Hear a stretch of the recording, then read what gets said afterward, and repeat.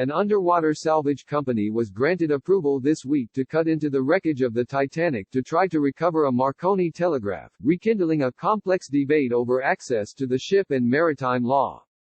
The company, RMS Titanic, persuaded a federal judge on Monday to allow it to conduct a salvage operation this summer in the wreckage of the ship, which sank during its maiden voyage across the Atlantic in 1912 after hitting an iceberg. More than 1,500 of the ship's passengers died, and about 700 survived. The ruling, by Judge Rebecca Beach Smith of the U.S. District Court in Norfolk, Virginia, made changes to a 2000 court order that prohibited the company from cutting into the ship's hull to search for diamonds. The company sought to loosen the restrictions so it could recover the Titanic's telegraph machine, which it contends could be lost forever because of the degradation of the ship. The radio transmitter could unlock some of the secrets about a missed warning message and distress calls sent from the ship, said the company, which obtained the salvage rights to the wreckage in the 1980s. The site is about 370 miles off the coast of Newfoundland. The Marconi device has significant historical, educational, scientific and cultural value as the device used to make distress calls while the Titanic was sinking, Judge Smith wrote in her ruling. The company will be permitted to, minimally to cut into the wreck, so it can reach the telegraph room, Judge Smith wrote. David Concannon, a lawyer for RMS Titanic, said in an interview on Tuesday that the company would try to avoid cutting into the ship and that the ship's telegraph room could be reached through a skylight that was already open.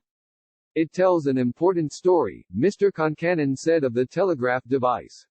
It tells of the heroism of the operators that saved the lives of 705 people. They worked until water was lapping at their feet. Several groups, including the National Oceanic and Atmospheric Administration, have opposed the expedition and said that the Titanic wreckage should not be disturbed. NOAA believes a hard stop needs to be in place to prevent that from happening because the purported benefit of cutting open Titanic to recover the Marconi equipment is simply not worth the cost to the resource and is not in the public interest, the agency wrote in an April court filing. Officials in Ireland, where the Titanic stopped before it sank, also raised concerns about the salvage effort. The ship is therefore not just an enormous grave site, but a monument to such wider family tragedy and hardship given that those who died were the hope for all family members back home and that is the starting point, our moral obligation to the victims and their families, wrote Michael Kingston, the vice chairman of the Irish Cultural Centre, and Kieran McCarthy, an Irish lawyer who specialises in maritime law.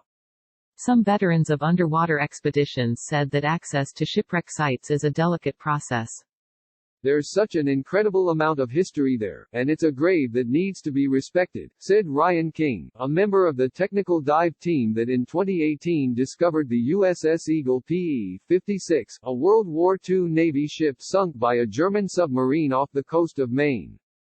It was not immediately clear what RMS Titanic planned to do with the telegraph or where it would be displayed.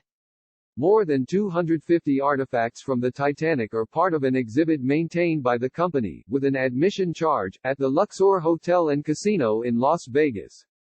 Mr. Concannon, who has taken part in previous dives at the Titanic site, noted that the company had gone through an ownership change since it first obtained the salvage rights. They are being judged by the sins of the past, and they have nothing to do with it at all, he said. The new people want to do this right. Mr. Concannon described his dives to the Titanic wreckage as difficult and emotional. You realize this is a scene of a tragedy, he said. It's like going to the World Trade Center on September 12. Nobody considers themselves to be a grave robber.